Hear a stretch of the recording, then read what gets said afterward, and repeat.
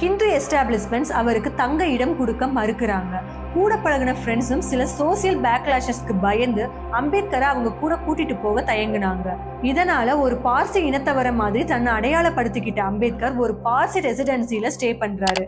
But 11 நாட்கள்ல அவரோட உண்மையான அடையாளம் வெளியே வருது. ஸோ ரெசிடென்சியோட கேர்டேக்கர்ஸும் பார்சி இன மக்களும் கம்பு கத்திகளோட வந்து அவரை அங்க இருந்து துரத்தி விட்டுறாங்க. அது மட்டுமா, என்னதான் மிலிட்டரி செக்ரட்டரி மாதிரி உயர்ந்த பதவியில இருந்தாலும் அம்பேத்கரோட ஜாதி பேரை சொல்லி அவருக்கு கீழே வேலை பார்த்தவங்க அவரோட ஆணைகளை ஏற்க மறுக்கிறாங்க. அவரை தொடுறதையே பாவமா பாக்குறாங்க. அவர் சரி பார்க்க வேண்டிய ஃபைல்ஸ் எல்லாமே அவரோட டேபிளுக்கு தூக்கி வீசப்படுது. பிகாஸ் டேபிளுக்கு டேபிள் ஃபைல்ஸை மூவ் பண்ற பியூனும் அவர் கூட பிசிக்கல் கான்டாக்ட் இருக்கக்கூடாது அப்படின்றதுக்காக தூரத்துல இருந்தே ஃபைலை தூக்கி எரிஞ்சிருக்காரு. நாளாக எல்லாமே சரியாகும்னு பார்த்தா அது வரைக்கும் தொட மறுத்தவங்க அம்பேத்கரை கண் கொண்டு பாக்குறதையே பாவம்னு சொல்லி அவர் அந்த போஸ்டிங்ல இருக்கவே கூடாதுன்னு பிரச்சனை பண்ண ஆரம்பிக்கிறாங்க. கடைசியில அவருக்கு காமன் வெசல்ஸ்ல இருக்க தண்ணீர் மறுக்கப்பட காலம் அம்பேத்கரை தன்னோட கல்வி பயணத்தை ஆரம்பிச்ச இடத்துக்கே மறுபடியும் கொண்டு வந்து சேர்க்குது.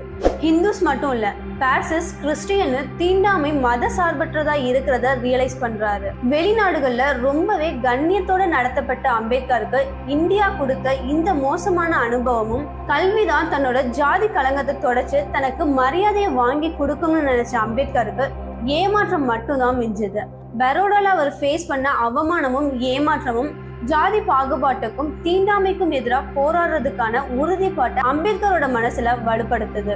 சோ அக்ரிமெண்ட்காக 2 வருஷத்துக்கு தனக்கு நடந்த கொடுமைகளை எல்லாம் சகிச்சுக்கிட்டு பரோடால வேலை பார்த்தவர் ஜனவரி 1920 மறுபடியும் மும்பைக்கு வர்றாரு.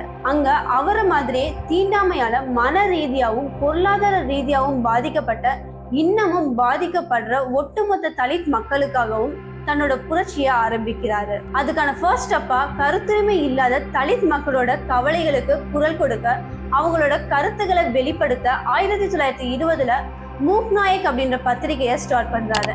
அடுத்ததா ஒடுக்கப்பட்ட மக்களோட கல்விக்காகவும் பொருளாதார மேம்பாட்டுக்காகவும் ஜூலை 20, 1924 பஹிஷ்கிருதிக் ஹிதகராணி சபா அப்படின்ற அமைப்பை ஏற்படுத்துறாரு. இதுக்கான மெயின் மோட்டோ அண்ட் பிரின்சிபல் என்ன அப்படின்னா, எஜுகேட், ஆர்கனைஸ் அண்ட் அஜிடேட். அதாவது நமக்கு நாமே கல்வி கொடுத்து ஒழுங்குபடுத்தி கிளர்ச்சியூட்டிக்கணும் அப்படின்னு தலித் மக்களுக்கு அறிவுறுத்தப்பட்டுச்சு.